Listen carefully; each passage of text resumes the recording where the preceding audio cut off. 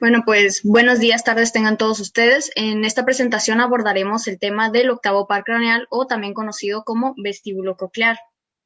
Esto con la participación tanto de mi compañero Gómez Ovalle Kevin como de su servidora González Otelo Jocelyn Melissa.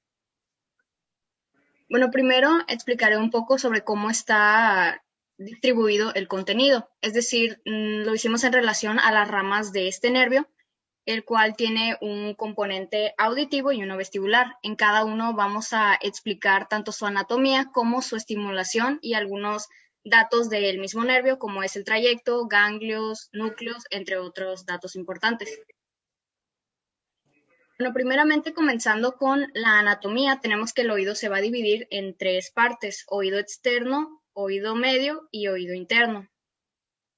Comenzando primeramente con el oído externo, este se le denomina así a todas aquellas estructuras que se van a encargar de recibir estímulos del medio ambiente o del exterior, en especial el canal auditivo externo y la membrana timpánica.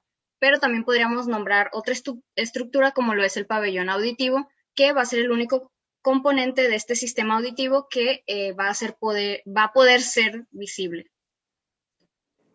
Luego tenemos el oído medio, el cual es una cavidad llena de aire, la cual se abre a través de la trompa de Eustaquio hacia la nasofaringe.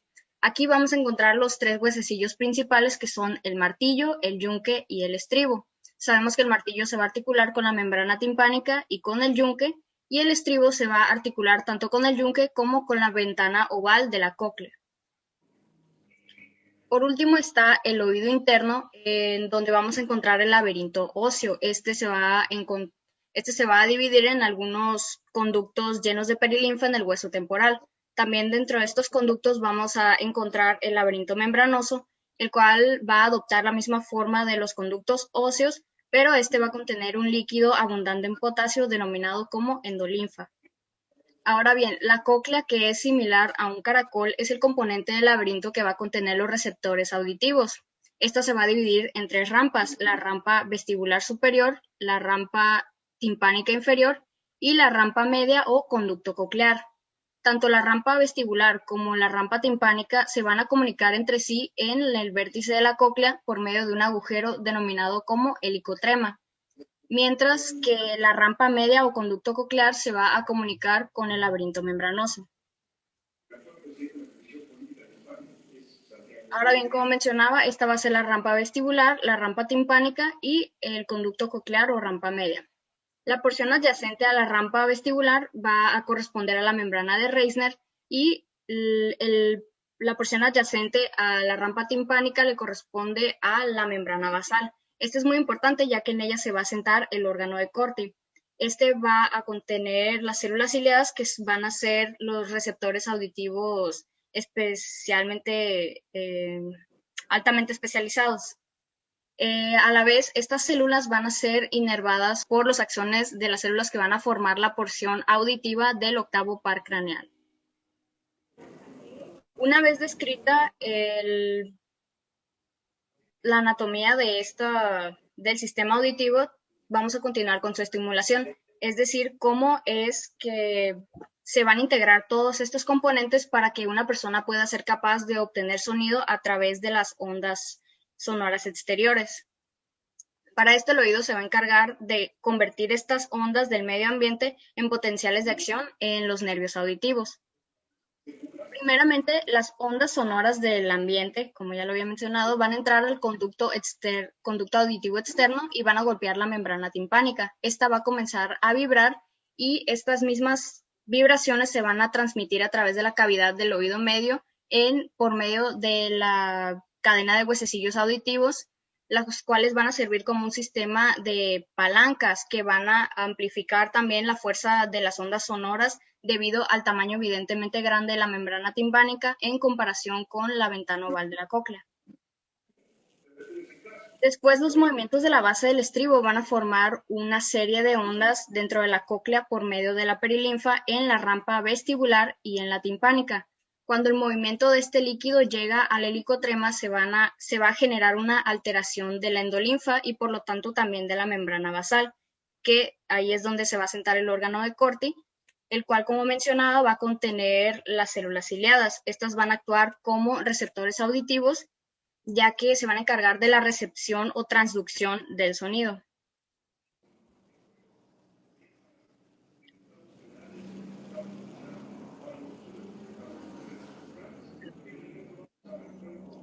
Los estereocilios de estas células se proyectan hacia la endolinfa en el conducto coclear. Cuando la endolinfa se llega a mover, los estereocilios se van a mover hacia adelante y hacia atrás y por lo tanto van a funcionar abriendo y cerrando canales tanto de potasio como de calcio. La endolinfa está compuesta principalmente por potasio. Entonces, cuando el potasio entra dentro de la célula, se va a generar una despolarización.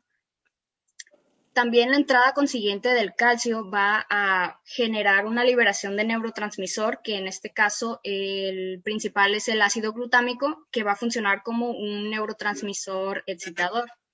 Por lo tanto, el cambio en la velocidad de la transducción de los impulsos va a ser interpretado en el tallo cerebral como un cambio en la intensidad del sonido.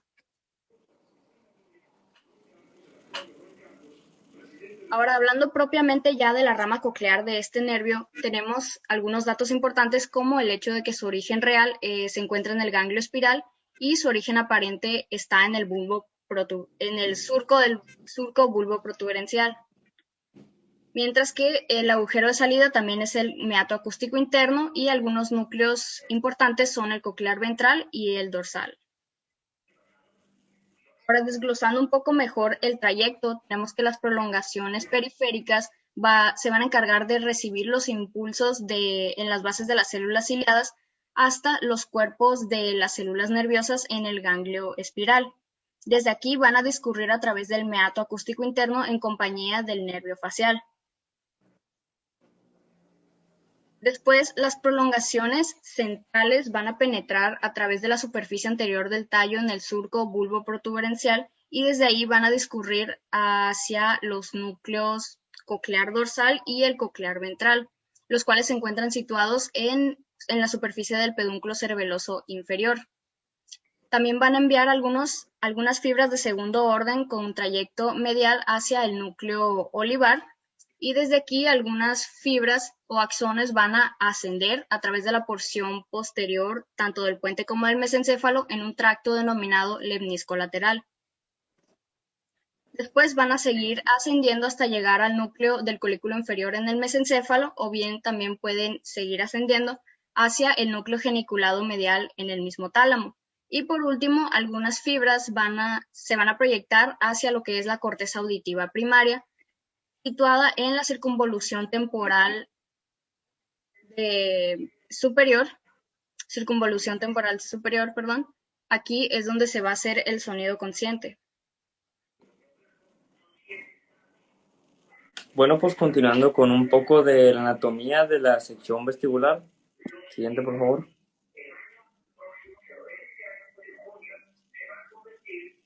Primero que nada es importante mencionar que el nervio vestibulococlear transporta dos tipos de sensibilidad especial. Una vestibular, que es encargada del equilibrio, y una auditiva, obviamente encargada de la audición, la cual fue mencionada anteriormente. Sus receptores sensitivos se ubican en áreas especializadas sobre las paredes internas del laberinto membranoso. Esta es una estructura tubular llena de endolinfa que está ubicada dentro del laberinto óseo del hueso temporal. Los transductores sensitivos para ambos componentes del nervio vestibulococlear se denominan células ciliadas. Siguiente diapositiva. En el caso del componente vestibular, las prolongaciones periféricas de las neuronas sensitivas primarias se extienden desde las bases de las células ciliadas en el aparato vestibular hasta los cuerpos de las células nerviosas en el ganglio vestibular, que también es conocido como ganglio de Scarpa. Las prolongaciones centrales de estas neuronas forman el octavo nervio craneal, el cual discurre a través del conducto auditivo interno en compañía del séptimo nervio craneal y entra en el bulbo raquídeo en su unión con la protuberancia. Las prolongaciones terminales terminan en el núcleo vestibular. Siguiente. Ahora propiamente hablando sobre el equilibrio. Siguiente diapositiva, por favor. Comenzando con el componente vestibular. El aparato vestibular consiste en el utrículo, sáculo y 3 canales semicirculares. Las células ciliadas se localizan en áreas especializadas de las máculas entre el utrículo, el sáculo y las crestas de los canales semicirculares. Tanto el utrículo como el sáculo son expansiones del laberinto membranoso y cada uno de ellos contiene una mácula.